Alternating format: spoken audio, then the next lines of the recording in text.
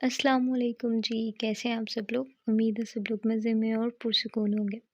تو آج ہمارا ناول دا میڈیم بائی نور راجپوت، تو چلیں اسٹارٹ کرتے ہیں۔ تمہیں منع کیا گیا تھا نا کہ انسانوں کی دنیا میں قدم نہیں رکھنا، پھر بھی تم وہاں گئے، کیوں؟ میر حازم کو سوالوں اور اپنے باپ کی ڈانٹ سامنا کرنا پڑ رہا تھا، لیکن وہ خاموش رہا تھا۔ میر حازم، تمہیں آخری دفعہ سمجھایا جا رہا ہے، اپنی سوچ بدل لو، اگر تم آئندہ وہاں گئے تو تمہارے لیے اچھا نہیں ہوگا۔ کڑکدار آواز جلال اور غصے سے بھرپور تھی۔ جی، خیال رکھوں گا۔ وہ سر جھکائے کہہ تو آیا تھا، لیکن جانتا تھا اب وہ انسانوں کی دنیا سے دور نہیں رہ سکتا تھا، اور پھر ایسا ہی ہونے لگا۔ وہ ہر رات یا دن میں سب کی نظروں سے بچ بچا کر اس معصوم سی بچی کے پاس پہنچ جاتا تھا۔ اسے ملازمہ کے کمرے میں رکھا گیا تھا۔ کوئی بچی کو وقت پر کھانے پینے کو نہیں دیتا تھا، وہ 1 سال کی بھی نہیں تھی، گھر والے اس سے تنگ تھے، کوئی خیال نہیں رکھتا تھا۔ اور پھر ایک دن رات کو وہ اسے کارڈ سمیت اٹھا لایا تھا اور ایک خوبصورت آرفنیج کے باہر کارڈ سمیت رکھ دیا تھا۔ اس کے کارڈ میں ایک کارڈ تھا جس پر ہائنہ گیلانی اس کا نام چمک رہا تھا، اور پھر کچھ ہی دیر بعد ایک مدر آ کر اسے اٹھا کر لے گئی تھی۔ میر حازم خوش تھا کہ اب وہ ایک محفوظ جگہ پر تھی۔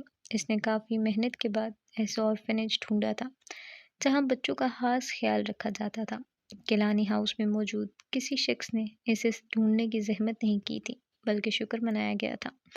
جب اس گھر سے دور ہائنہ اس ادارے میں پلتی رہی تھی، وہ جیسے جیسے بڑی ہو رہی تھی، اسے محسوس ہوتا تھا وہ اکیلی نہیں تھی، کوئی اس کے ساتھ رہتا تھا۔ اور ہائنہ، جو برے واقعات کو وقت سے پہلے دیکھنے کی صلاحیت رکھتی تھی، وہ اسے میر حازم سے ملی تھی، جو خود ایک میڈیم تھا۔ ہائنہ اس وقت راج محل کے باہر کھڑی تھی۔ وہ ایک بہت بڑا اور شاندار محل تھا۔ ہائنہ کو یہاں پہنچتے ہی کچھ عجیب و غریب محسوس ہونا شروع ہو گیا تھا۔ محل کے باہر اور اندر پولیس کی ایک کثیر تعداد موجود تھی، جبکہ محل کے باہر میڈیا والے کھڑے تھے۔ ہائنہ نے گہری نظروں سے محل کا باہر سے جائزہ لیا، اس سے پہلے کہ وہ اندر کی جانب قدم بڑھاتی۔ داؤد اسے اپنی جانب آتا دکھائی دیا تھا۔ ہیلو مس ونڈر، شکر آپ آ گئی ہیں۔ داؤد نے اس کے قریب آتے سکھ کا سانس لیا تھا۔ وہ جلد از جلد اس محل میں چھپے راز کو جاننا چاہتا تھا۔ کیا آپ مجھے بتائیں، آخر یہاں ہوا کیا تھا؟ مس ونڈر نے محل کے اندرونی حصے کی جانب تیز تیز قدم بڑھاتے ہوئے پوچھا۔ داؤد اس کے ساتھ چل رہا تھا۔ پچھلے کچھ دنوں سے محل میں کسی خام فلم کی شوٹنگ چل رہی تھی، کسی ہارر فلم کی شوٹنگ چل رہی تھی۔ فلم بالی ووڈ انڈسٹری کی ہے۔ مشہور ڈائریکٹر جے کے اس وقت اپنی پوری ٹیم کے ساتھ محل میں موجود ہے، اور رات جے کے کی ٹیم میں سے ایک اسپاٹ بوائے کی سانپ کے کاٹنے کی بدولت پراسرار طریقے سے موت واقع ہو گئی ہے، لیکن وہ جیسے سانس لینے کو رکا تھا۔ مس ونڈر کو وہاں دیکھ کر کچھ پولیس والوں نے برا سا منہ بنایا تھا، جبکہ کچھ رشک بھری نگاہوں سے اسے دیکھ رہے تھے۔ لیکن کیا؟ مس ونڈر ڈر نے رکتے ہوئے پوچھا۔ مجھے پتا چلا ہے اس محل میں کچھ اور واقعات بھی ہو رہے ہیں، ہو نہ ہو کسی بھوت کا چکر ہے۔ داؤد نے رازدارانہ لہجے میں ہولے سے سرگوشی کی۔ اس کی بات سن کر مس ونڈر اسبات میں سر ہلا گئی تھی۔ وہ دانش کی وجہ سے یہاں نہیں آنا چاہتی تھی، لیکن راج محل کا نام سن کر خود کو روک نہیں پائی۔ اور وہ آپ کے باس، وہ کیا کہتے ہیں اس بارے میں؟ اس کا اشارہ دانش کی جانب تھا۔ داؤد سمجھ گیا تھا۔ وہ بھی خاموش ہے، پوسٹ مارٹم کی رپورٹ کا انتظار کیا جا رہا ہے۔ البتہ دانش نے ایک لڑکی پر نظر رکھنے کو کہا ہے۔ داؤد نے مس ونڈر کو سچ بتا دیا تھا۔ مجھے لگتا ہے آپ اس کزن پیلس باس کو لڑکیوں سے یا تو لڑکیوں سے الرجی ہے، یا کوئی پرانی دشمنی ہے جو ہر وقت ان پر نظر رکھنے اور ان کی نگرانی کرنے پر مامور رہتے ہیں۔ مس ونڈر اپنے لہجے کی تلخی چھپا نہ پائی تھی۔ میرا بھی یہی خیال ہے، داؤد مسکرا دیا تھا۔ کچھ دیر بعد وہ لوگ محل کے اندر موجود تھے۔ دانش مس ونڈر کو دیکھ چکا تھا، لیکن خلاف توقع اس نے کچھ نہیں کہا تھا، اور نہ وہ اب دونوں کی طرف کیا تھا۔ ہائنہ اب اس جگہ پر موجود تھی جہاں موہن کی لاش پڑی تھی۔ اس جگہ کو چاک کی مدد سے واضح کیا گیا تھا۔ وہ کچھ محسوس نہیں کر پا رہی تھی۔ یہی مسئلہ تھا اس کا بھی، وہ چاک کبھی کچھ جان نہیں پائی تھی، اور کبھی کبھی چیزیں ہود بہود اس کے سامنے کھلتی جاتی تھی۔ وہ ہر چیز کو چھو کر دیکھ رہی تھی، لیکن اسے کچھ محسوس نہیں ہوا تھا۔ رات وہاں کیا ہوا وہ دیکھنا چاہتی تھی، لیکن اس کی چھٹی حس جیسے سو گئی تھی۔ کیا ہوا؟ آپ کچھ پریشان ہیں؟ داؤد اس کی بے چینی محسوس کر گیا تھا۔ اس کی بات سن کر ہائنہ نے ایک گہرا سانس فضا میں خارج کیا تھا۔ میں چاہ کر بھی کچھ محسوس نہیں کر پا رہی، اس نے بے بسی سے کہا تھا۔ کوئی بات نہیں، زبردستی نہیں ہے، آپ پرسکون رہیں۔ दाऊद ने नर्म सी मुस्कुराहट के साथ कहा। इसे हाइना बिल्कुल अपनी बहन नाइमा की तरह लगती थी।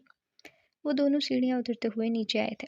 दाऊद दानिश के इशारे पर इसकी जानिब बढ़ गया था, जबकि हाइना सीढ़ियों के ऐन सामने वाली दीवार में नस्ब शीशे की बड़ी सी खिड़की में जाकर खड़ी हो गई थी। अभी से वहाँ खड़े कुछ ही देर गुजरी थी जब अजीब से एहसासात के तख्त इसने पलट कर देखा। स्याह ट्राउज़र पर सफ़ेद रंग की ऊनी शर्ट पहने एक लड़की सीढ़ियाँ उतर रही थी। वो खामोशी से सीढ़ियाँ उतरकर दाएं जानिब बने लाउंज के सोफे पर बैठ गई थी, जहाँ पहले से ही कुछ लड़कियाँ बैठी थी। ये कौन है? दानिश की बात सब कर जब दाऊद इसके करीब आया तो इसने अलमीरा की जानिब इशारा करते पूछा, यह है अलमीरा? यही है वो लड़की जिस पर दानिश को शक है? आप खुद सोचें, देखने में इतनी मासूम सी है, वो भला किसी को नुकसान पहुंचा सकती है? दाऊद बिना ब्रेक बोलता था। मैं इससे बात करना चाहती हूँ, हाइना ने बेचैनी से कहा। हाँ, क्यों नहीं? दाऊद इसे लेकर अलमीरा की जानिब बढ़ा। हाइना ने गैर महसूसाना अंदाज में अपने दाएं हाथ से दस्ताना उतारकर कोट की जेब में डाल दिया था। ये मिसेस जीनिया का शान है, इसमें हल्की केयर टेकर और ये एक्ट्रेस अमीशा है, जबकि ये दोनों मिसेस जीनिया की कज़न्स हैं, सिला और अलमीरा। दाऊद ने बारी बारी सबका तारुफ करवाया था। हाइना बारी बारी सबसे हाथ मिलाया था और जैसे ही इसने अलमीरा के हाथ को थामा, वो साख्त रह गई थी और फिर ज़ोरदार झटका लगा था इसे। हाइना के कराहने की आवाज़ वाज़ेह सुनाई दी थी। इसकी आंखें सुर्ख हो चुकी थीं, जबकि मीरा नॉर्मल थी। मंदिर घंटियाँ मूर्ति के सामने रक्स करती एक लड़की, गिटार थामे एक लड़का, हॉकी उठाए मीरा को गुस्से से डांट कर जाता एक और लड़का। कितने ही मंदिर इसके आंखों के सामने घूम गए थे। मंदिर घंटियाँ मूर्ति के सामने रक्स करती एक लड़की, गिटार थामे एक लड़का, हॉकी उठाए मीरा को गुस्से से डांट कर जाता एक और लड़का। कितने ही मंदिर इसकी आंखों के सामने गूंज गए थे। हाइना एक झटके से अपना हाथ अलमीरा के हाथ से खींचा था। इसकी ये हरकत अलमीरा बाकायदा महसूस की थी, लेकिन कुछ कहा नहीं। वो तो खामोश थी, बिल्कुल खामोश। अलबत्ता कलाई पर बंधी घड़ी पर मिस हाइना गिलानी की नज़र नहीं पड़ सकी थी। मुझे घर जाना है। वो वापस पलटी थी। क्यों, क्या हुआ? आपकी तबीयत ठीक है ना? दाऊद को परेशानी ने घेरा था। मिस वंडर कभी किसी ऐसी पुरस्कार जगह को यूं छोड़कर नहीं भागी थी, और न इसके चेहरे पर कभी इतनी दहशत उभरी थी। इस वक्त इसका चेहरा जर्द दिखाई दे रहा था। हाँ, मेरी तबीयत ठीक है, लेकिन मुझे अभी यहाँ से जाना होगा। शाम में मिलते हैं। वो ज़बरदस्ती मुस्कुराहट चेहरे पर सजाती बोली थी, और फिर बिना दाऊद की बात सुने राजमहल से भागने के अंदाज में निकलती चली गई थी। दाऊद ने हैरत से इसे जाते देखा था, और दानिश ने इसकी तरफ इशारा करके मिस वंडर के जाने की वजह पूछी तो वह कंधे उचका कर रह गया। ये लड़की कौन थी? मिस वंडर के जाने के बाद अलमीरा ने सिला से सवाल किया। इसके चेहरे पर उलझन फैली थी। पता नहीं, शायद कोई रिपोर्टर हो या फिर पुलिस वालों से ताल्लुक हो। सिला ने गहरा सांस फिजा में खारिज करते हुए कहा। इसे लग रहा था वो लोग लंदन में आकर फंस गए हैं। मुसीबतें बढ़ती जा रही थी। नाजर अलमीर का कज़न, जबकि सिला का बड़ा भाई था। वो अलमीरा से 4 साल बड़ा था। अलमीरा और मनाजिर बचपन से ही एक दूसरे से मंसूब थे। अलमीरा इसे बहुत चाहती थी। पहले पहल तो मनाजिर भी ठीक था, लेकिन फिर अचानक सब बदलता गया। मनाजिर को हॉकी खेलने का जुनून था। अलमीरा की नज़र में वो वाहिद ऐसा लड़का था जो क्लीन शेव में अच्छा लगता था। इस रात मौसम बहुत ख़राब था। सर शाम ही स्याह बादलों ने आसमान पर डेरा जमाया हुआ था। इस रोज़ मनाजिर को हॉकी के टूर्नामेंट पर जाना था, और वह इसके लिए बहुत खुश था। मनाजिर कहाँ की तैयारी है? दादू ने इसे रात के इस पहर तैयार होते देखा तो पूछा। दादू, दुआ कीजिएगा।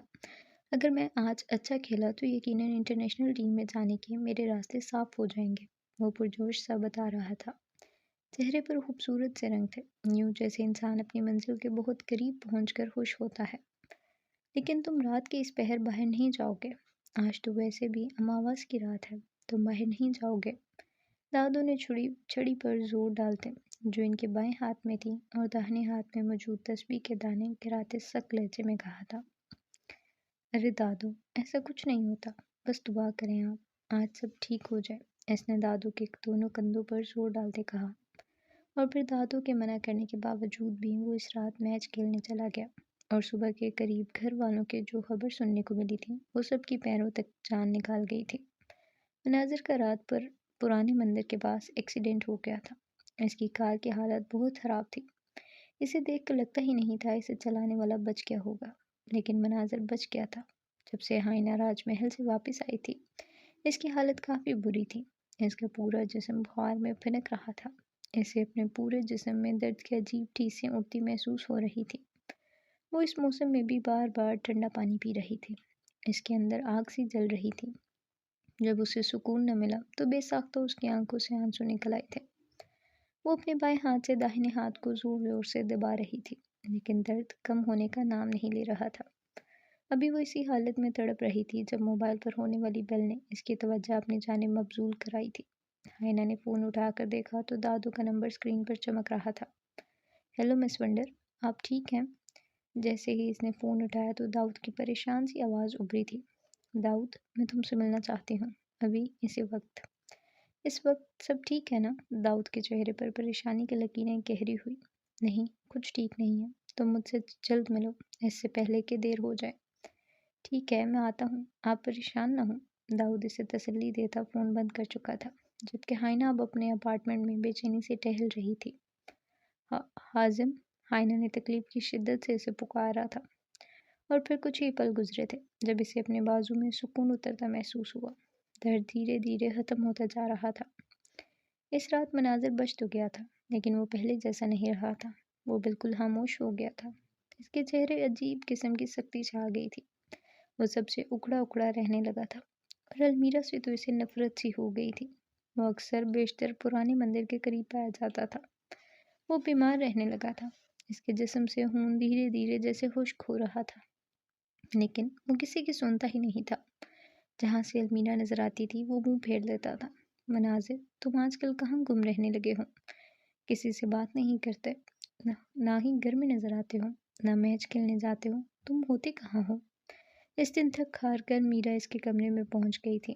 وہ آئینے کے سامنے کھڑا خود کو گھور رہا تھا۔ تم یہاں کیا کر رہی ہو؟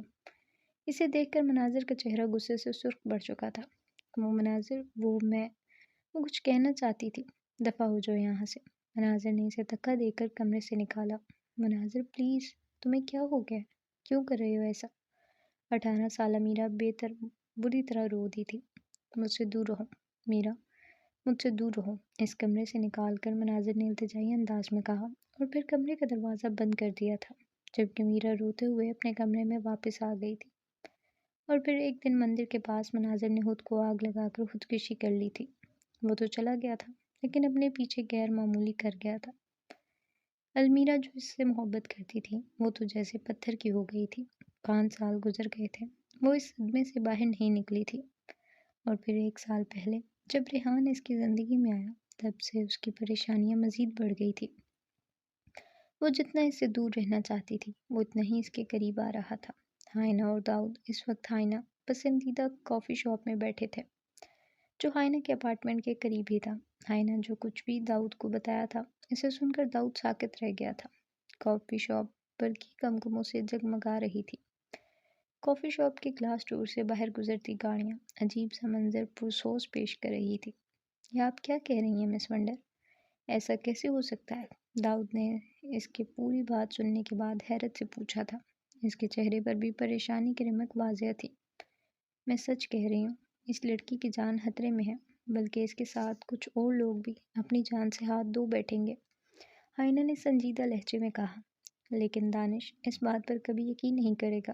داؤد نے پہلو بدلا۔ مجھے اس شخص کو یقین دلانا بھی نہیں ہے۔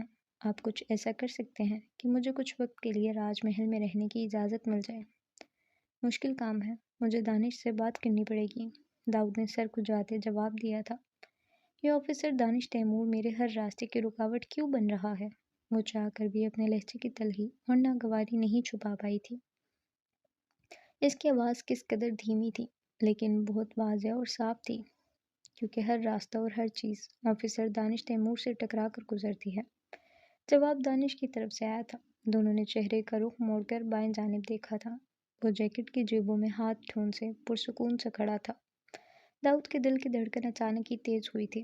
وہ یہاں دانش کو بتا کر نہیں آیا تھا، لیکن وہ کیسے بھول گیا تھا؟ وہ دانش تیمور تھا، اس کے ارد گرد پتہ بھی ہلتا تو اس کی خبر رکھتا تھا۔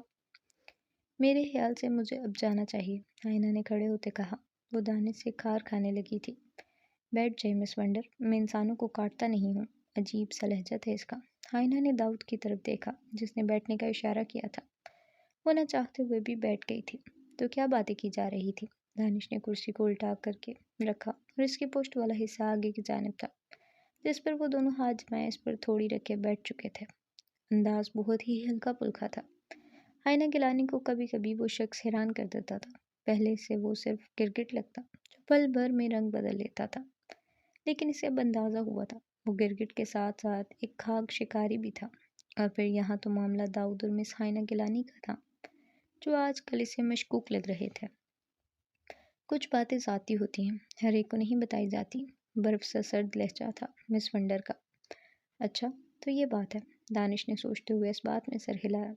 اگر میں تم لوگوں کی ٹیم میں شامل ہو جاؤں تو پھر کیا مجھے تم دونوں کی ٹیم میں شامل ہونے کا موقع ملے گا؟ وہ چہرے پر مسکان سجائے پوچھ رہا تھا۔ وہ دانش تیمور جس کے پاس کسی سے بات کرنے کا وقت نہیں ہوتا تھا، وہ ان دو لوگوں کی ٹیم میں شامل ہونے کا کہہ رہا تھا جنہیں وہ بے وقوف سمجھتا تھا۔ داؤد کو اس کے ذہنی توازن پر شک سا ہوا تھا، جبکہ مس ونڈر نے آنکھیں سکیڑ کر اسے دیکھا تھا۔ ہو سکتا ہے اسی بہانے میں آپ کی راج محل جانے اور وہاں رہنے میں مدد کر سکوں، دانش نے ایک آنکھ دباتے ہوئے کہا۔ تو مس ونڈر سے پٹا گئی۔ اسے دانش سے اس درجہ بے تکلفی کا انداز نہیں تھا۔ اسی لمحے ہائنا گیلانی نے اعتراف کیا تھا کہ وہ شخص روپ بدلنے میں گرگٹ کو بھی پیچھے چھوڑ چکا تھا۔ پہلے یہ بتاؤ کہ پوسٹ مارٹم کی رپورٹ آئی ہے کہ نہیں؟ داؤد نے راج محل سے آنے کے بعد باقی وقت ملیحہ کے ساتھ گزارا تھا، اسی لیے اسے رپورٹ کا اندازہ نہیں تھا۔ ہاں، پوسٹ مارٹم کی رپورٹ کے مطابق موہن کی موت سانپ کے کاٹنے سے واقع ہوئی ہے، دانش نے سادہ سے لہجے میں بتایا۔ دیکھا، میں نے کہا تھا نا ایسا ہی ہوگا، تم بلا وجہ میں سلمیرا پر شک کرتے رہے ہو، داؤد نے پرجوش لہجے میں کہا۔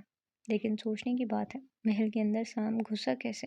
دانش نے اٹھتے ہوئے کرسی سیدھی کی اور پھر مہذب انداز میں سیدھا ہو کر بیٹھ گیا۔ ظاہر سی بات ہے، وہ علاقہ ہی ایسا ہے۔ محل سے کچھ فاصلے پر ایک بہت بڑا باغ ہے، اس کے علاوہ آس پاس گھنے جنگلات ہیں۔ وہاں سانپ نہیں ہوں گے تو کہاں ہوں گے؟ مس ونڈر نے تھن کر پوچھا۔ ہاں، آپ نے بالکل ٹھیک فرمایا مس ونڈر، لیکن کئی اور پہلو ہیں جن پر ہم نے غور نہیں کیا۔ وہ کیا؟ داؤد نے تعجب سے پوچھا۔ وہ دانش کی سوچ جاننے کی صحیح کر رہا تھا۔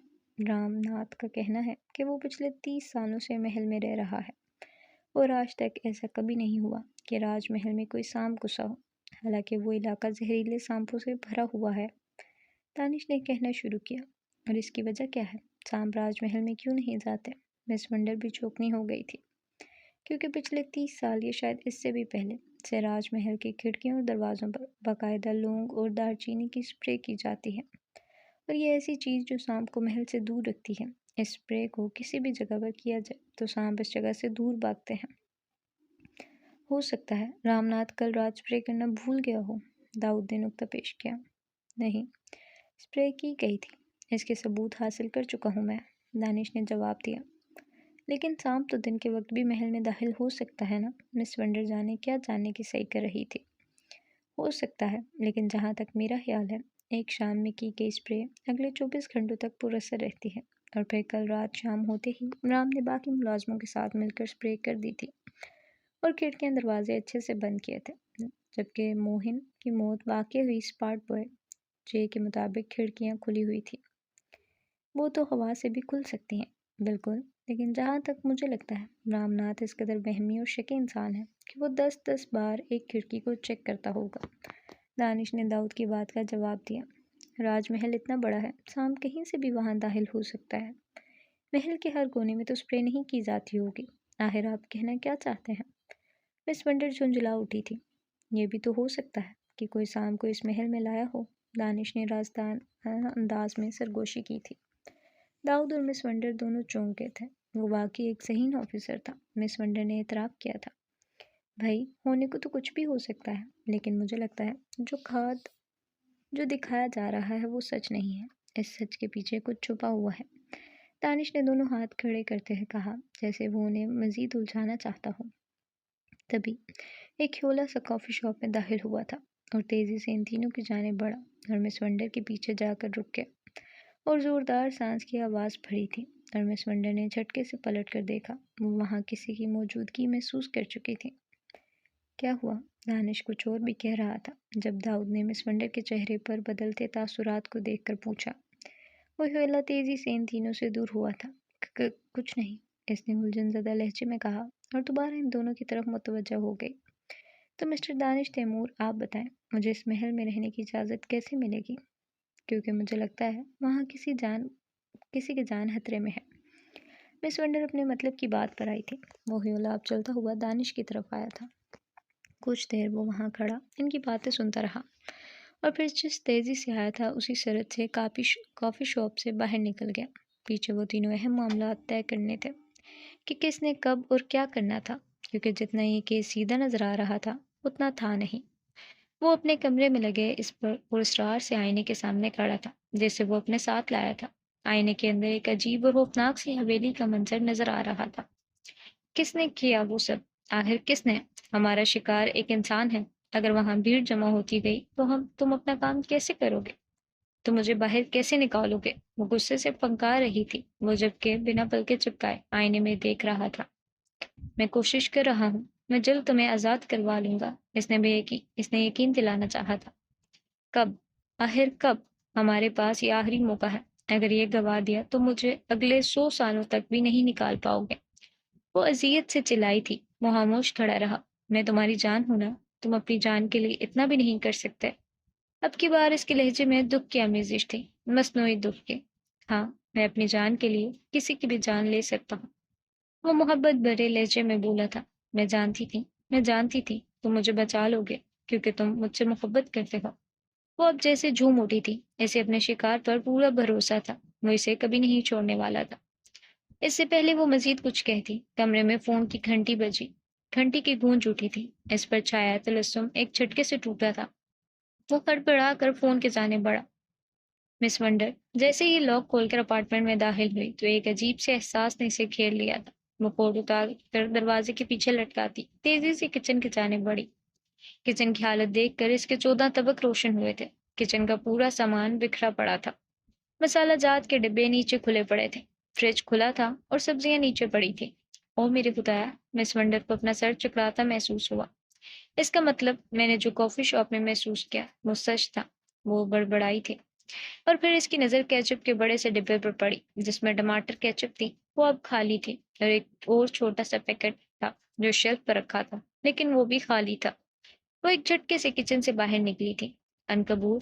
اس نے اونچی آواز میں کسی کو پکارا تھا۔ عنکبور، کہاں ہو تم؟ باہر نکلو! وہ غصے سے چلا رہی تھی اور تبھی لاؤنج میں رکھے صوفوں میں سے ایک صوفے میں حرکت سی ہوئی۔ وہ پھولا اور پھولتا گیا اور پھر ایک دم سے غبارے کی مانند پھٹ گیا۔ مس ونڈر جھٹکے سے پیچھے ہٹی۔ جی مالکن، میں یہاں ہوں۔ 3 فٹ کے قد کی ایک عجیب و غریب مخلوق اس کے سامنے حاضر ہوئی تھی۔ وہ ایک چھوٹا سا آدمی تھا جس کی ناک لمبی جبکہ کان نہیں تھے۔ وہ سیاہ رنگ کے عجیب سے لباس میں ملبوس تھا۔ اس کی آواز کانوں میں چبھتی ہوئی محسوس ہوئی تھی۔ تم یہاں کیا کر رہے ہو؟ وہ غصے سے دہاڑی تھی۔ وہ مالکن، مالک نے مجھے بھیجا تھا آپ کی خیر خبر کو۔ ان کا کہنا تھا آپ انہیں پکار رہی ہیں، شاید آپ تکلیف میں ہیں۔ عنکبور اب کسی مجرم کی طرح سر جھکائے کہہ رہا تھا۔ عنکبور میر حازم کا ملازم تھا، یعنی اس کا غلام۔ اس کا تعلق بھی میڈیمز کی دنیا سے تھا اور وہاں اونچے گھرانوں میں ایسے ملازم اور غلام رکھنے کی اجازت تھی۔ جب سے حازم کا انسانوں کی دنیا سے رابطہ ٹوٹا تھا، اس نے عنکبور کو ہائنہ کا غلام بنا دیا تھا۔ جب بھی موقع ملتا یا حازم کو محسوس ہوتا کہ ہائنہ کسی مشکل میں ہے یا ہائنہ کبھی حازم کو پکارتی تو وہ سب سے نظر بچا کر عنکبور کو وہاں بیچ دیتا تھا۔ جب پہلی بار عنکبور ہائنہ سے ملنے آیا تو وہ اسے دیکھ کر ڈر گئی تھی۔ وہ اس وقت کھانے میں مصروف تھی اور ٹماٹر کیچپ اس پر رکھی تھی۔ یہ کیا ہے مالکن؟ عنکبور نے ٹماٹر کیچپ کو دیکھتے ہوئے پوچھا۔ شاید اس کی دنیا میں یہ نہیں پائی جاتی ہے۔ یہ ٹماٹر کیچپ ہے، تم چکھ سکتے ہو۔ اور ہائنہ کی یہ بات مہنگی پڑ گئی تھی۔ عنکبور کو وہ پسند آئی تھی۔ اب وہ جب بھی آتا تو سب سے پہلے کچن میں گھس کر کیچپ کا ڈبہ خالی کرتا تھا۔ ہائنہ لاکھ چھپا کر رکھ لیتی لیکن وہ اسے ڈھونڈ نکالنا چاہے اس کے لیے اسے پورا کچن درہم برہم کرنا پڑے۔ نہیں، میں بالکل ٹھیک ہوں۔ ہائنہ نے بے بسی سے پھٹے ہوئے صوفے کی جانب دیکھا اور پھر دوسرے صوفے پر گرنے کے انداز میں بیٹھ گئی تھی۔ اوہ، مالک کو غلط فہمی نہیں ہو سکتی، عنکبور بڑبڑایا تھا۔ تم کافی شاپ میں ہماری باتیں سن رہے تھے۔ اچانک وہ سیدھی ہوئی۔ مالکن، وہ لڑکا آپ کو تنگ کرتا ہے، میں یہی جاننے گیا تھا۔ آپ فکر نہ کریں، آج کے بعد وہ آپ کو تنگ نہیں کرے گا۔ یقیناً اس کا اشارہ دانش تیمور کی جانب تھا۔ تم نے کیا کیا ہے عنکبور؟ آئینہ جیسے چلائی تھی۔ وہ عنکبور کو اچھے سے جانتی تھی، وہ اسے تنگ کرنے والے کی زندگی اجیرن کر دیتا تھا۔ کچھ نہیں، شاید میں غلط بول گیا۔ عنکبور نے اپنے منہ پر ہاتھ رکھا تھا، جبکہ آئینہ گیلانی کا چہرہ زرد پڑ چکا تھا۔ مجھے لگتا ہے مصیبتیں اور پریشانیاں میرا پیچھا کرتی ہیں، میں جہاں بھی جاتی ہوں وہاں پر ہی مصیبتیں بڑھ جاتی ہیں۔ میرا فون کان سے لگائے ملال سے کہہ رہی تھی۔ اسے موہن کی موت کا تعلق خود سے جڑا محسوس ہوتا تھا۔ ایسے کیوں سوچتی ہو تم؟ ریحان نے سوال کیا تھا۔ اس کے لہجے میں محبت کی مٹھاس تھی۔ میں ایسا نہیں سوچنا چاہتی ریحان، لیکن حالات و واقعات مجھے مجبور کر دیتے ہیں۔ میرا نے ایک گہری سانس فضا میں خارج کی تھی۔ وہ اپنے کمرے کی بالکنی میں کھڑی تھی۔ رات کے اس پہر محل سے باہر گہری تاریکی چھائی تھی۔ اسے کچھ نظر نہیں آ رہا تھا سپائے آسمان پر ٹمٹماتے ستاروں کے۔ ٹھنڈی ہوا اسے سکون بخش رہی تھی۔ میں بہت جلد تمہارے پاس آ رہا ہوں، میرا پھر سب ٹھیک ہو جائے گا، تم پرسکون ہو جاؤ گی۔ میرا ریحان کے لہجے میں چھپی پر اسراریت کو محسوس نہیں کر پائی تھی۔ شاید وہ اس پر یقین کرنے لگی تھی، شاید ریحان کی محبت اسے جینا سکھا رہی تھی۔ ہاں جلد آ جاؤ، ہم سب کو تمہاری ضرورت ہے، یہاں کچھ ٹھیک نہیں ہے، میرا نے مان سے کہا تھا، اور دوسری طرف وہ شخص ایک پل کو ساکت ہوا۔ اچھا ٹھیک ہے، تم اب سو جاؤ، صبح بات کریں گے۔ اور ہاں، وہ گھڑی اپنی کلائی سے مت اتارنا، شب بہر۔ وہ اس کی بات سنے بنا ہی فون بند کر چکا تھا، اور اسی پل میرا کی نظروں نے کچھ عجیب دیکھا تھا۔ ایک مدھم سی روشنی باغ کی جانب بڑھ رہی تھی، یوں جیسے کسی نے موشل تھام رکھی ہو، کیونکہ اندھیرے کی وجہ سے کسی کا وجود دکھائی نہیں دے رہا تھا۔ میرا ایک پل کے لیے ساکت ہوئی تھی۔ اچھا ٹھیک ہے، تم اب سو جاؤ۔ رات کے اس پہر خوفناک باغ میں جانے کی ہمت کون کرے گا؟ میرا نے پل بھر کو سوچا، کیا مجھے اس کے پیچھے جانا چاہیے؟ وہ بھی سوچ ہی رہی تھی، پیچھے سے ابھرنے والی آواز پر اچھل پڑی۔ میرا! اس نے جھٹکے سے پیچھے مڑ کر دیکھا۔ سلا اس کے پیچھے کھڑی سوالیہ نظروں سے اسے دیکھ رہی تھی۔ کیا ہوا؟ تم یہاں کیوں کھڑی ہو؟ وہ بھی رات کے اس پہر؟ سلا نے سوال کیا۔ وہ سلا، وہ باغ میں۔ میرا نے اس وجود کی جانب اشارہ کیا جو وشل تھامے اندھیرے باغ کی جانب بڑھ رہا تھا، اور پھر وہ ساکت رہ گئی۔ وہاں پر اب کچھ نہیں تھا، جہاں کچھ دیر پہلے روشنی جلتی نظر آ رہی تھی۔ شاید وہ جو بھی تھا باغ میں داخل ہو چکا تھا۔ کیا ہوا باغ کو؟ سلا نے بے اختیار ہی سوال پوچھا۔ وہ پہلے ہی کافی ڈری ہوئی تھی، اور اب میرا نے تاثرات سے مزید خوف میں مبتلا کر رکھے تھے۔ میرا نے ایک گہرا سانس فضا میں خارج کیا، اور خود کو پرسکون کرتے ہوئے جواب دیا، کچھ نہیں، تم بتاؤ کیا ہوا؟ سب ٹھیک ہے نا؟ وہ بالکنی کا دروازہ بند کرتی کمرے میں آ گئی تھی۔ مجھے بھوک لگی ہے، میں اکیلے نیچے نہیں جانا چاہتی، تم میرے ساتھ چلو گی؟ سلا معصومیت بھرے لہجے میں پوچھ رہی تھی۔ میرا کو اس پر پیار آیا تھا۔ ہاں چلو، اس میں پوچھنے والی کیا بات ہے؟ وہ دونوں کمرے سے باہر نکل آئی تھی۔ ویسے تمہاری بھوک کا کوئی ٹائم ٹیبل نہیں، جب دل چاہے منہ اٹھا کر آ جاتی ہے۔ میرا نے اس کے خوف دور کرنے کے لیے بات کا رخ بدلا۔ اب بھوک تو کسی بھی وقت لگ سکتی ہے، اس میں کیا کر سکتی ہوں؟ سلا نے بے چارگی سے کہا۔ وہ دونوں لمبی سانپ کی آنچ جیسی سیڑھیاں اتر رہی تھی، جب ان کے پیچھے دو آنکھیں شیطانی چمک لی انہیں گھور رہی تھی۔ دانش جب اپنے کمرے میں سونے کے لیے گیا تو کافی تھکا ہوا تھا۔ ابھی سے بستر پر لیٹے کچھ ہی دیر گزری جب اسے اپنے کمرے میں کسی کی موجودگی کا احساس ہوا۔ اس کی حساسیت بھی بہت تیز تھی۔ وہ ایک جھٹکے سے اٹھ بیٹھا اور عقابی نظروں سے کمرے میں چاروں طرف دیکھنے لگا۔ پہلا خیال جو اس کے ذہن میں وہ کسی مجرم کا تھا۔ ابھی وہ ہر چیز کو غور سے دیکھ ہی رہا تھا جب اس کے کمرے میں رکھی شیلف جو فائلوں سے بھری ہوئی تھی ایک دھماکے کی آواز سے نیچے گر گئی۔ دھماکہ اتنا زوردار تھا کہ دانش کا دل اچھل کر حلق میں آ گیا تھا۔ شیلف کچھ فاصلے پر رکھے شیشے کے میز پر گرا تھا۔ کمرے میں کانچ کے ٹکڑے پھیل گئے۔ وہ ایک جھٹکے سے بیڈ سے نیچے اترا۔ اس کا دل زور زور سے دھڑک رہا تھا، اور پھر جیسے کمرے میں افراتفری پھیل گئی۔ ہر چیز اپنی جگہ سے اوپر فضا میں اٹھ رہی تھی۔ دانش کی تو حیرت کے باعث آنکھیں پھٹی کی پھٹی رہ گئی تھی۔ اسے لگ رہا تھا کہ شاید وہ کوئی خواب دیکھ رہا تھا۔ کمرے کی چیزیں آپس میں ٹکرا رہی تھی۔ کون ہے یہاں؟ اور یہ سب کیا ہو رہا ہے؟ وہ ایک بہادر آفیسر تھا۔ خود کے ہوٹ پر قابو پاتے اس نے غصے سے دھاڑتے ہوئے پوچھا تھا۔ کمرے میں یکدم ہی گہری خاموشی چھا گئی تھی۔ ہر چیز فضا میں معلق اپنی جگہ ساکت رہ گئی تھی۔ دانش کے لیے یہ سب خوفناک سے زیادہ حیران کن تھا۔ یہ خاموشی کچھ ہی پلوں کی تھی، پھر اچانک اسے واش روم سے شاور کھلنے کی آواز آئی، اور پھر دیکھتے ہی دیکھتے واش روم سے سرخ مایہ بہتا کمرے میں آنے یوں جیسے کسی نے خون کی ندی بہا دی۔ اب کی بار دانش کی خوف سے آنکھیں پھٹ گئی تھیں، اور پھر ہر چیز دوبارہ سے حرکت میں آ چکی تھی۔ کمرے میں رکھی کرسیاں، پھولدان اور دوسری چیزیں آپس میں ٹکرا کر کرسیوں میں بکھرنے لگی تھی۔ وہ سیال مایا کسی سانپ کی مانند دانش کی طرف بڑھ رہا تھا۔ کچھ سوچتے ہوئے دانش دروازے کی جانب بھاگا۔ اسے احساس ہوا تھا کہ اس وقت کمرے سے باہر نکل جانا ہی بہتر تھا، لیکن دیکھ کر اس کے سانس اٹک گیا تھا کہ دروازہ کھل نہیں رہا تھا، یوں جیسے باہر سے لاک کر دیا گیا تھا۔ داؤد! دانش نے اسے پکارا تھا، لیکن اس کی آواز جیسے کمرے کے شور میں دب کر رہ گئی تھی۔ اور تبھی چھناکی کی آواز سے کمرے کی کھڑکیاں ٹوٹی۔ دانش نے پلٹ کر دیکھا اور شاید اس کی غلطی تھی۔ کھڑکیوں کا کانچ جو ٹوٹ چکا تھا، اس کے ٹکڑے گولیوں کے مانند دانش کی جانب بڑھے تھے۔ اگر بر وقت دانش اپنے چہرے کو بازوؤں اور ہاتھوں سے نہ چھپاتا تو اس کا چہرہ بری طرح سے زخمی ہو جاتا۔ کانچ اس کے بازوؤں اور ہاتھوں میں گرم سلاخوں کی مانند چپ گیا تھا، اور نہ چاہتے ہوئے بھی دانش کی خوفناک آواز ابھری تھی۔ وہ چیخ کی آواز اتنی دل دہلا دینے والی تھی کہ عنکبوت سے پوچھ گچھ کرتی ہائنا کام کر رہ گئی تھی۔ شاید وہ محسوس کر چکی تھی۔ عنکبوت، کیا کیا تم نے دانش کے ساتھ؟ اس نے گرا کر عنکبوت سے پوچھا تھا۔ وہ مالک کا حکم تھا، اسے ختم کر دو، عنکبوت نے ڈرتے ڈرتے بتایا، اور ہائنا ساکت رہ گئی۔ اسے حازم سے ایسی امید نہیں تھی کہ وہ کسی کی جان لے گا۔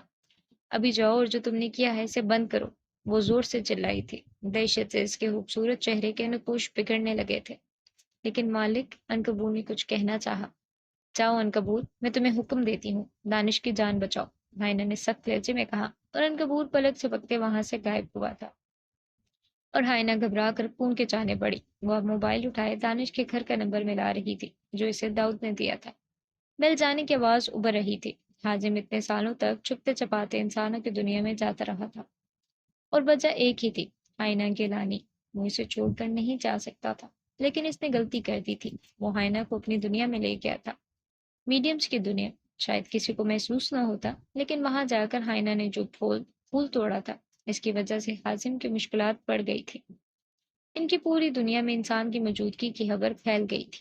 حازم تو اسے فوراً واپس چھوڑ گیا تھا، لیکن وہ خود اپنی قوم کے عتاب سے بچ نہ سکا۔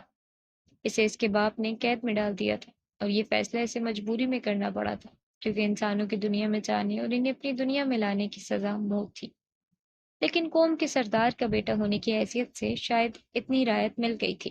اسے قید میں ڈال دیا گیا تھا، اور قید بھی ایسی کہ وہ چاہ کر بھی باہر نہیں نکل سکتا تھا، اور اگر وہ ایسا کرتا تو معاہدہ کے مطابق میڈیمز ہائنا گیلانی کو مار دیتے۔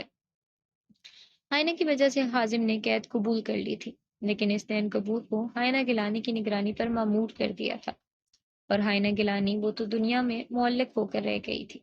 اس کی عجیب و غریب شخصیت کی وجہ سے انسان اس سے دور رہ گئے تھے، جبکہ حازم بھی دور چلا گیا تھا۔ وہ اس سے جتنی محبت کرتا تھا کبھی کسی اور کا ہونے نہیں دیتا، اور اس بات کا ثبوت دانش کی موجودہ حالت تھی۔ لاؤنج میں رکھے فون کی گھنٹی کی آواز پورے گھر میں پھیل گئی تھی، اور اس کی آواز اس کے ساتھ ہی دانش کے کمرے میں خاموشی چھا گئی تھی۔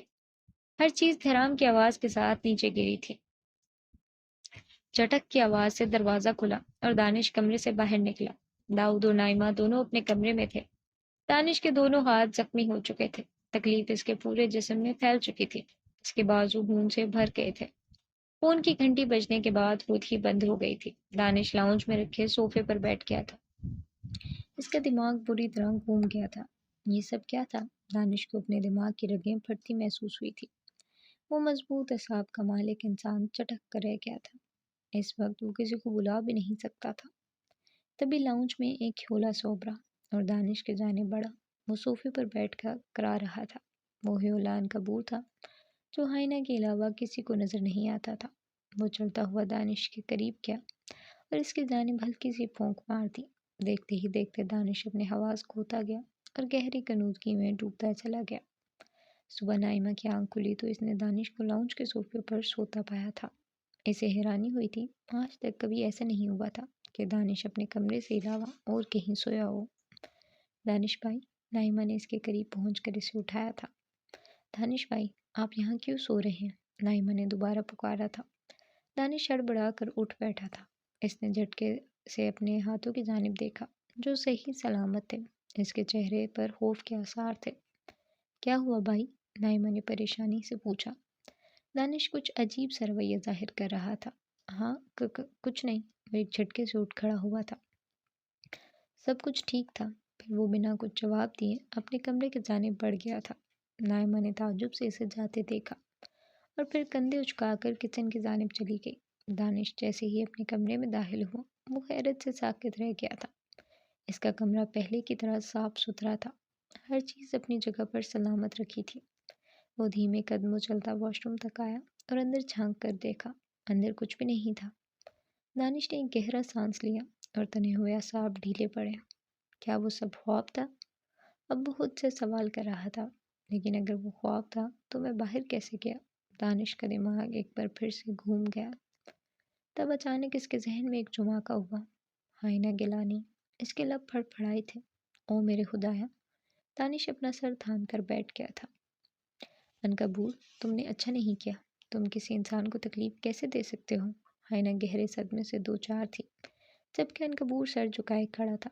مالکن، وہ شخص آپ کو تکلیف پہنچا رہا تھا، عنکبور نے شرمندہ لہجے میں جواب دیا۔ یہ تمہیں کس نے کہا؟ کیا میں نے تمہیں بلایا تھا؟ وہ دبی دبی آواز میں چلا رہی تھی۔ لیکن آپ نے مالک کو پکارا تھا اور آپ تکلیف میں تھی۔ عنکبور نے پل بھر کو پلکیں اٹھائی اور پھر فوراً جھکا لی تھی۔ تو کس نے کہا کہ مجھے تکلیف دینے والا شخص دانش تیمور ہے؟ وہ سوال کر رہا تھا، لیکن عنکبور کے پاس جواب نہیں تھا۔ جاؤ عنکبور، چلے جاؤ، اور جب تک میں نہ بلاؤں یہاں مت آنا۔ آئینہ نے غصے سے چہرے کا رخ موڑ لیا تھا۔ وہ عنکبور سے شدید ناراض تھی۔ مجھے معاف کر دیں، عنکبور نے بھولا سا منہ بناتے ہوئے کہا۔ عنکبور جاؤ، آئینہ نے ضبط سے مٹھیاں بنجتے ہوئے کہا تھا۔ اس نے آج تک عازم اور عنکبور کا اچھا روپ دیکھا تھا۔ اسے ذرا سا بھی اندازہ نہیں تھا کہ وہ کسی انسان کی جان بھی لے سکتے تھے۔ مالک آپ سے بہت محبت کرتے ہیں، عنکبور نے دھیمے سے لہجے میں کہا۔ آئینہ نے ضبط سے آنکھیں بند کی تھیں۔ میں نے کہا چلے جاؤ، میں تمہاری مالکن ہوں، اور جب تک میں تمہیں نہ بلاؤں تم واپس مت آنا، چاہے تمہیں بھیجے یا نہ بھیجے۔ سمجھ آئی؟ آئینہ نے سخت لہجے میں کہا، اور عنکبور نے اس بات میں سر ہلا دی۔ وہ کچھ کہنا چاہتا تھا، آئینہ کا سرخ چہرہ دیکھ کر خاموش ہو گیا، اور پھر خاموشی سے ہوا میں تحلیل ہو کر غائب ہو گیا۔ اس کے جانے کے بعد آئینہ کے لب ہلکے سے کپ کپائے تھے۔ اسے عنکبور بہت عزیز تھا، وہ اس سے مانوس ہو چکی تھی، لیکن اس کی اس حرکت نے آئینہ کو بہت دکھ پہنچایا تھا۔ اور دانش، وہ جانے کس حالت میں تھا؟ راج محل میں خاموشی چھائی تھی۔ موہن کی موت کو حادثہ قرار دے دیا گیا تھا، اور جے کے کی ٹیم پھر سے فلم کی شوٹنگ میں مصروف ہو گئی تھی۔ سیلا سوئی ہوئی تھی، جبکہ میرا کو بہت زیادہ بوریت کا احساس ہو رہا تھا۔ کچھ سوچتے ہوئے وہ اپنے کمرے سے باہر نکلی اور سیڑھیاں اترتی نیچے آ گئی۔ اس کے ارادہ باغ میں جانے کا تھا، جہاں رات کوئی گیا تھا۔ میرا کو پہلے ہی باغ میں کسی کی موجودگی پر شک تھا، لیکن رات جو اس نے دیکھا، اب اسے یقین ہو گیا تھا کہ کوئی چھپ کر اس باغ میں رہ رہا تھا۔ رام ناتھ لاؤنج میں آنے کے بعد اس نے رام ناتھ کو پکارا تھا۔ پورا محل سائیں سائیں کر رہا تھا۔ محل کے سارے کھڑکیاں اور دروازے بند تھے اور ان پر بھاری پردے پڑے ہوئے تھے۔ موہن کی موت کے بعد رام ناتھ کچھ زیادہ ہی ڈر گیا تھا۔ اس کی پکار پر رام ناتھ نے کوئی جواب نہیں دیا تھا۔ رام ناتھ، کہاں ہو تم؟ اس نے دوبارہ پکارا تھا۔ محل میں چھائی پراسرار خاموشی سے میرا کو اچانک ہی خوف آیا تھا۔ اس بار بھی کسی کی طرف سے کوئی جواب نہیں آیا تھا۔ چینیا آپی، یہ صبح صبح ہی جانے کہاں چلی گئی تھی؟ میرا اس وقت سیاہ اور سرخ رنگ کی اسکرٹ اور شرٹ میں ملبوس تھی، بالوں کی اونچی پونی باندھے وہ باہر جانے کو تیار تھی۔ وہ آس پاس کے علاقہ دیکھنا چاہتی تھی، وہ بھی اکیلے۔ رام ناتھ کا جواب نہ پا کر اس نے مرکزی دروازے کی جانب قدم بڑھائے۔ ابھی وہ 2 قدم ہی چلی تھی جب اچانک عجیب سی آواز محل میں گونج کر رہ گئی تھی، کسی کے تالے کے کھلنے کی آواز، جیسے برسوں بند تالا اچانک سے کھل جائے۔ میرا کے قدم ساکت ہوئے۔ اس نے پلٹ کر دیکھا، آواز سیڑھیوں کے نیچے سے آئی تھی، جہاں اندھیرا تھا۔ رام ناتھ، یہ تم ہو؟ میرا نے ایک بار پھر سے اسے پکارا، لیکن کوئی جواب نہیں آیا تھا۔ اب اس نے نہ چاہتے ہوئے بھی سیڑھیوں کی جانب قدم بڑھا دیے تھے، جبکہ پیچھے اندھیرا چھایا تھا۔ وہ دھڑکتے دل کے ساتھ چھوٹے چھوٹے قدم اٹھاتے وہاں پہنچی، اور پھر اپنی اسکرٹ کی جیب سے موبائل نکال کر اس کی لائٹ جلائی۔ سیڑھیوں کے پیچھے کچھ فاصلے پر ایک بڑا سا دروازہ تھا۔ یہ پہلے نظر کیوں نہیں آیا مجھے؟ میرا اس دروازے کو دیکھ کر حیران رہ گئی تھی۔ وہ ڈر بھی رہی تھی، لیکن محل کے پراسرار راز جاننے کے عجیب سے دھن سوار تھی اس پر۔ کچھ سوچتے ہوئے اس نے دروازے کی جانب قدم بڑھائے اور دروازے کے قریب پہنچ کر اسے ہاتھ سے چھو کر دیکھا۔ وہ ایک بڑا چوکور دروازہ تھا جو شاید کسی قیمتی درخت کی لکڑی سے بنایا گیا تھا۔ پھر میرا نے دھڑکتے دل کے ساتھ دروازے کا ہینڈل گھمایا۔ وہ چر کی آواز سے کھلتا چلا گیا۔ اسے لگا تھا دروازہ جتنا پرانا اور اس کا ہینڈل جتنا زنگ آلودہ تھا، وہ کھلنے میں یقیناً وقت لیتا۔ دروازے کے اندر بھی اندھیرا سا چھایا تھا۔ میرا نے موبائل کی روشنی کا رخ اندر کی جانب کیا۔ وہاں سیڑھیاں تھیں اور نیچے سے ہلکی سی روشنی آ رہی تھی۔ یہ ایک تہھانہ تھا، شاید نیچے کوئی لائٹ چل رہی تھی۔ میرا کے ذہن میں پہلا خیال رام ناتھ کا آیا تھا۔ شاید وہ کسی کام کی غرض سے تہھانے میں گیا ہو۔ رام ناتھ! وہ بنا کچھ سوچے سمجھے اسے پکارتی سیڑھیاں اترتی چلی گئی اور اس کے پیچھے نہ محسوس انداز سے دروازہ بند ہوتا چلا گیا تھا۔ میں جانتا ہوں مس ہائنا گیلانی کہ میرے ساتھ رات جو بھی ہوا آپ اس سے واقف ہیں، جو محض ایک خواب نہیں تھا، ایک حقیقت تھی، ایک خوفناک اور بھیانک حقیقت جو خواب کا روپ دھار چکا ہے۔ دانش تیمور ہائنا سے ملنے اس کے اپارٹمنٹ آیا تھا، اور کوئی وقت ہوتا تھا تو ہائنا اسے اندر نہ آنے دیتی، لیکن رات والے واقعے کے بعد وہ اسے منع نہیں کر پائی تھی۔ وہ سوالیہ نظروں سے اسے دیکھ رہا تھا، جبکہ ہائنا سر جھکائے بیٹھی تھی۔ وہ نہیں چاہتی تھی کہ اس کی زندگی کی حقیقت کسی کو پتہ چلے، اور دانش تیمور کو تو ہرگز نہیں۔ آپ خاموش کیوں ہیں مس ہائنا؟ میرے سوالوں کا جواب دیں، یہ سب کیا ہے؟ وہ چاہ کر بھی اپنے لہجے کی تلخی کو چھپا نہیں پایا تھا۔ میں نہیں جانتی آپ کس خواب اور کس حقیقت کی بات کر رہے ہیں آفیسر دانش تیمور۔ یہ آپ کا ذاتی معاملہ ہے، آپ کو خود سلجھانا چاہیے، ہائنا نے سچ سے لہجے میں جواب دیا۔ اس کی بات سن کر دانش نے منہ سکیڑ کر اسے دیکھا۔ اس کی کھوجتی نگاہیں سامنے بیٹھی مس ونڈر کے تاثرات جاننے کی بھرپور کوشش کر رہی تھی۔ میں کافی بنا کر لاتی ہوں۔ ہائنا نے وہاں سے اٹھنا چاہا، کچھ وقت کے لیے اس کی نظروں سے دور جانا چاہتی تھی۔ وہ آفیسر دانش تیمور کے سامنے کمزور نہیں پڑنا چاہتی تھی۔ میرا ذاتی معاملہ تم سے جڑا ہے مس ہائنا، سمجھ کیوں نہیں رہی تم؟ وہ اچانک ہی آپ سے تم پر آیا تھا۔ جھٹکے سے اس کے ہاتھ جانے رکا۔ ہائنا نے چونک کر اسے دیکھا اور پھر اس کے ہاتھ کو جس سے اس نے ہائنا کی کلائی تھام رکھی تھی۔ میرے سوالوں کا جواب دیے بنا آپ کہیں نہیں جا سکتے۔ اس کا لہجہ دھیما ہوا تھا۔ وہ خود پر قابو پانے کی کوشش کر رہا تھا۔ اس سے پہلے کہ ہائنا کو جواب دیتی، دانش کو ایک کرنٹ سا لگا تھا۔ اس نے جھٹکے سے ہائنا کا ہاتھ چھوڑ دیا۔ دانش نے چونک کر اپنے ہاتھ کو دیکھا تھا، جس میں عجیب سی تکلیف اٹھ رہی تھی، اور پھر صدمے سے ہائنا کی طرف دیکھا جس کی آنکھوں اور چہرے پر گہری بے بسی تھی۔ میں نے پہلے بھی کہا تھا مجھ سے دور رہیں آفیسر دانش تیمور، آپ کی بھلائی اسی میں ہے۔ ہائنا کے لہجے میں غصہ نہیں تھا، بلکہ عجیب سا حالی پن اور بے بسی جھلک رہی تھی۔ میں نے پہلے بھی کہا تھا مجھ سے دور رہیں۔ دانش نے پھٹی پھٹی نگاہوں سے اسے دیکھا، اور پھر وہ ایک جھٹکے سے اٹھ کھڑا ہوا۔ وہ ایک بار پھر سے ہائنا کا ہاتھ تھام لیا، پر اس بار چھوڑا نہیں۔ تم کیا ہو؟ کون ہو؟ کیوں میں تمہارے قریب نہیں آ سکتا؟ کیوں میں تمہیں تکلیف نہیں پہنچا سکتا؟ کیوں دونوں کام میرے لیے ہائنا کا ہاتھ تھامنے سے اسے جو تکلیف نقصان دہ ہے؟ میں دیکھتا ہوں کون روکتا ہے مجھے۔ تم مجھے آج ساری حقیقت بتاؤ گی۔ ہو رہی تھی وہ ضبط کیے پڑا تھا، اور مس ہائنا گلانی وہ حیرانی سے اپنے سامنے کھڑے اس سدی اور اڑیل شخص کو دیکھ رہی تھی۔ تکلیف سے دانش کی آنکھیں سرخ ہو چکی تھی، اس کے چہرے پر درد کے آثار واضح تھے، اور ہائنا نے ایک گہرا سانس فضا میں خارج کر کے اپنے دوسرا دانش کے ہاتھ پر رکھ دیا، اور دانش کی ساری تکلیف پل بھر میں زائل ہو گئی۔ وہ ایک بار پھر سے حیران رہ گیا تھا۔ آپ بیٹھ جائیں، میں سب کچھ بتاتی ہوں۔ ہائنا نے اسے حوصلہ دیا اور اپنے ہاتھ اس سے الگ کیا۔ دانش کے ذہن میں ہزاروں سوال تھے جنہیں وہ اپنے اندر دبا کر خاموشی سے بیٹھ گیا، اور ہائنا کچن کی جانب بڑھ گئی۔ عجیب لڑکی تھی، وہ درد اور مرہم دونوں اپنے اندر ہی رکھتی تھی۔ المیرا جیسی سیڑھیاں اتر کر نیچے آئی، وہ حیران رہ گئی تھی۔ یہ ایک لاؤنج نما ہال تھا جسے بہت خوبصورت سے فرنشڈ کیا گیا تھا۔ ہال کے بیچوں بیچ سامنے والی دیوار میں آتش دان جل رہا تھا، جس سے وہاں سردی کی شدت میں کافی کمی تھی۔ روشنی کی اسی آتش دان میں جلتی آگ کی تھی۔ دائیں طرف دیوار میں ایک بڑی سی شیشے کی کھڑکی تھی جس پر بھاری پردے لٹکے تھے۔ یہ تو بہت خوبصورت ہے، لیکن یہاں رہتا کون ہے؟ میرا نے بے اختیار سوچا۔ شیشے کی کھڑکی کے ساتھ ایک پیانو رکھا تھا، اور وہاں بہت ساری مصوری کے شاہکار لگے تھے جنہیں اندھیرا ہونے کے باعث میرا ٹھیک سے دیکھ نہیں پائی تھی۔ وہاں رکھی چیزیں بہت ہی قیمتی اور پرانی تھی۔ میرا روشنی کے لیے ادھر ادھر نظریں دوڑائی، لیکن اسے سوئچ بورڈ کہیں نظر نہیں آیا۔ شاید وہاں تہھانے میں بجلی کا انتظام نہیں تھا۔ پھر اسے آتش دان کے اوپر ایک مشعل رکھی نظر آئی۔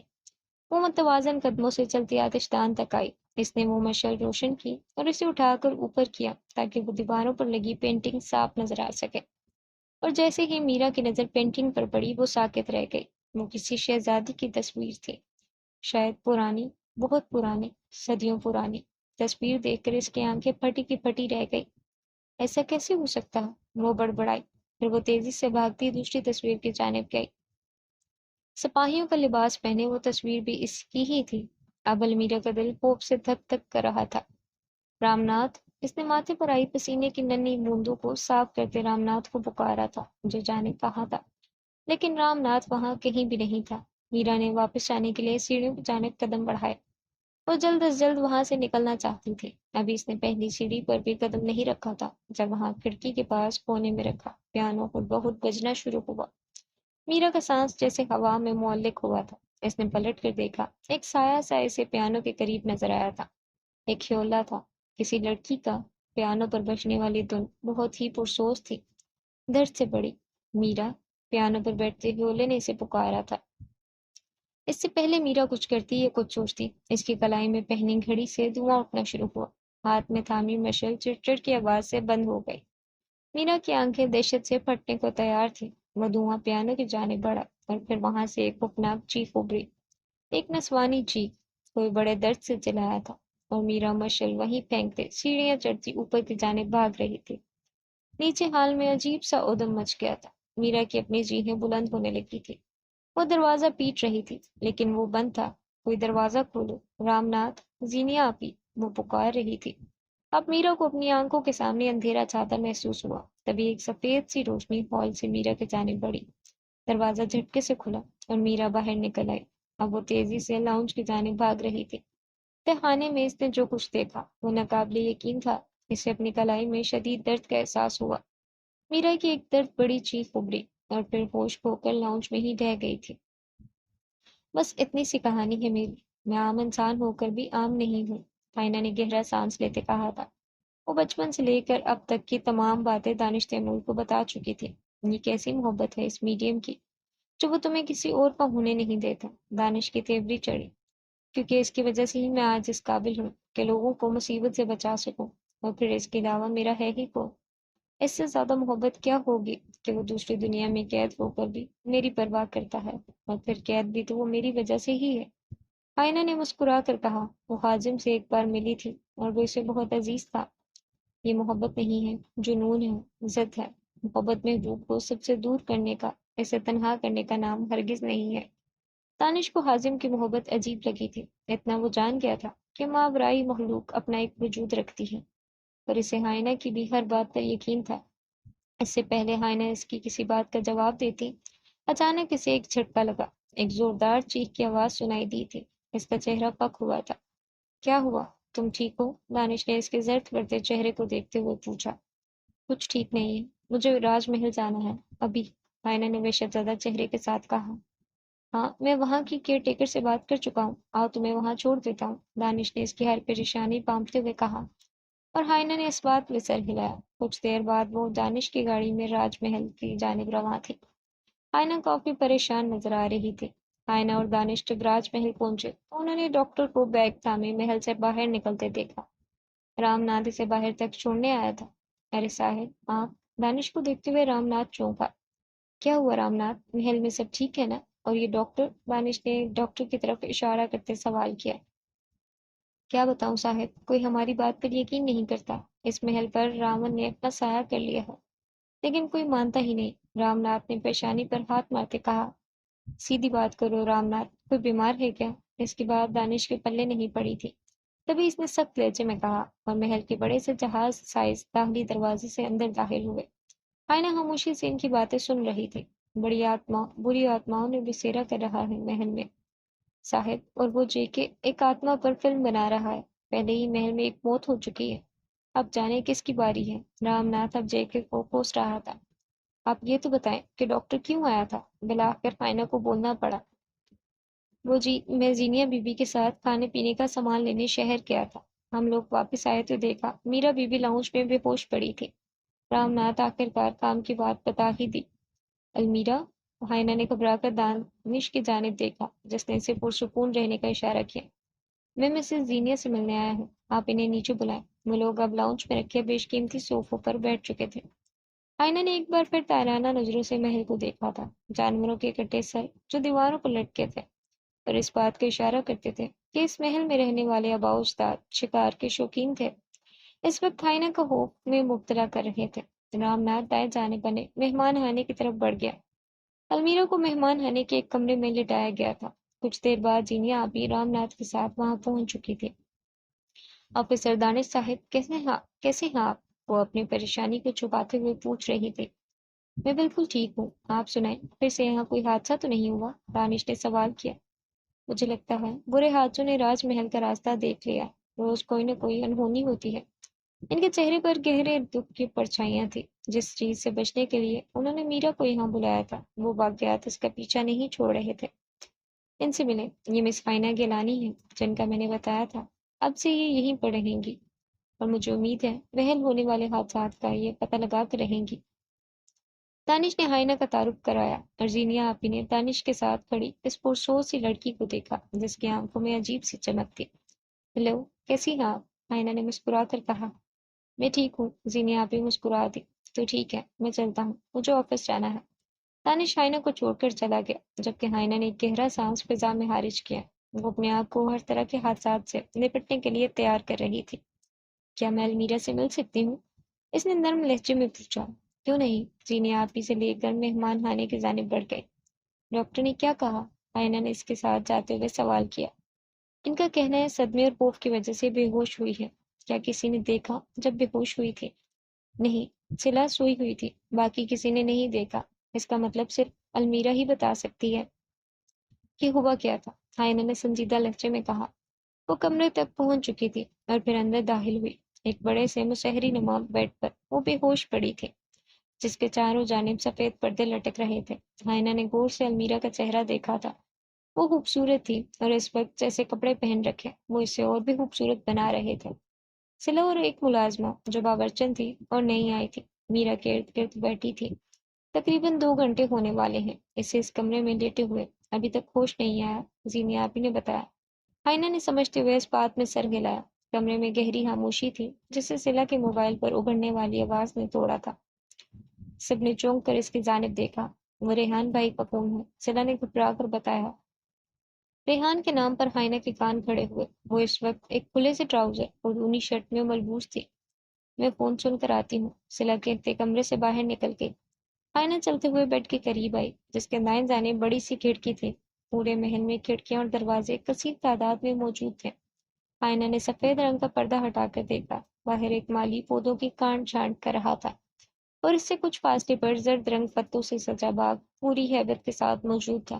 زینیا آپی نے ملازمہ کو چائے لانے کا کہا اور وہ اٹھ کر چلی گئی۔ ملازمہ کے جانے کے بعد ہائنہ میرا کے سرہانے بیٹھ گئی اور اپنا دایاں ہاتھ اس کی پیشانی پر رکھا اور آنکھیں بند کی۔ کچھ منظر اس کی آنکھوں کے سامنے کسی فلم کی مانند چلنے لگے تھے۔ باغ، محل، سیڑھیاں، خفیہ دروازہ، تہھانا اور بجتا ہوا پیانو۔ پھر ہائنہ نے ایک جھٹکے سے اپنا ہاتھ کھینچ لیا۔ کیا آپ بتائیں گی میرا کے ساتھ ایسا کیوں ہوتا ہے؟ چینی آپی نے ڈرتے ڈرتے پوچھا تھا۔ آج میرا کے ساتھ کیا ہوا وہ میرا ہی بتائے گی۔ آپ یہ بتائیں ریحان کون ہے؟ ہائنہ نے میرا کے پاس سے اٹھتے ہوئے پوچھا۔ اب وہ دوبارہ سے کھڑکی میں کھڑی ہو چکی تھی۔ اس نے پردہ ہٹایا اور کچھ روشنی میرا کے چہرے پر پڑی۔ ریحان، وہ میرا کا فیانسی ہے، منگنی ہو چکی ہے دونوں کی۔ کرتا کیا ہے؟ ہائنہ نے باغ کو غور سے دیکھتے ہوئے ایک اور سوال کیا۔ المیرا سے محبت، چینی آپی نے جذب سے کہا۔ محبت، میرا کے ساتھ ایسا کب سے ہو رہا ہے؟ اب وہ کھڑکی سے ہٹ کر کمرے میں لگی ایک پینٹنگ کے سامنے کھڑی تھی۔ اس کی کھوجتی نگاہیں کچھ ڈھونڈ رہی تھی۔ پہلے بھی وہ چپ چپ اور سب سے الگ رہتی تھی، لیکن اس کے ساتھ عجیب و غریب تو 1 سال پہلے سے ہو رہا ہے۔ سینیا آپی نے میرا کو دیکھتے ہوئے کہا۔ اور ریحان میرا کی زندگی میں کب آیا تھا؟ ایک اور سوال حاضر تھا۔ وہ اب بڑے سے لکڑی کے میز پر رکھے اس پیش قیمتی لکڑی سے بنے لیمپ کو ہاتھ سے چھو رہی تھی۔ اس سوال پر زینیا آپی کے چہرے پر الجھن ابھری۔ تقریباً 1 سال پہلے، زینیا آپی نے بتایا اور لیمپ کو ٹٹولتا ہائنہ گیلانی کا ہاتھ ساکت ہوا۔ یعنی محبت کا دعویٰ کرنے والی سب سے زیادہ تکلیف دیتے ہیں، ہائنہ گیلانی نے جانے کس احساس کے تحت کہا تھا۔ زینیا آپی چونک گئی تھی۔ انہوں نے ایسا کبھی نہیں سوچا تھا۔ اس سے پہلے وہ کچھ کہتی سلا کمرے میں داخل ہوئی۔ ریحان بھائی لندن آ رہے ہیں، اس نے گویا دھماکہ کیا تھا۔ ہائنہ نے لبوں پر عجیب پراسرار سے مسکراہٹ پھیل گئی۔ وہ جانتی تھی ایسا ہونے والا تھا۔ یہ تو بہت اچھی بات ہے، सच जल्द सामने आ जाएगा। आयना ने पलट कर इनकी जानिब देखते हुए कहा। पर तभी मीरा कसमस आई। इसे होश आ रहा था। अलमीरा सीने आपी बेताब सी इसके जानिब बढ़ी। तुम ठीक हो ना? उन्होंने मीरा का गाल सुखलाते पूछा। और मीरा ने मुंदी मुंदी आंखों से इन्हें देखा था। फिर वो उठकर बैठ गई। तहखाने में हुए वाकयात किसी फिल्म के मानद इसके तसव्वुर पर पर्दे पर उभरने लगे थे। जहन पर ज्यादा जोर मत डालो। यहाँ आपकी बात पर ज्यादा लोग भरोसा नहीं करेंगे। नायना की आवाज पर अलमीरा ने चौंक कर इसे देखा था। वो अलमीरा को याद थी, क्योंकि वो इसे अजीब लगी थी। इसकी शख्सियत में अजीब पुरस्कारियत थी। मीरा हैरान नजरों से इसे देख रही थी, जो लबों पर धीमी मुस्कान सजाए पुरसुकून से खड़ी थी। So, Ji, this is the end of this episode. Hope you will like it. Please like, share, subscribe and comment. मिलते हैं इंशाल्लाह इसकी फाइनल एपिसोड के साथ। तो अल्लाह हाफिज।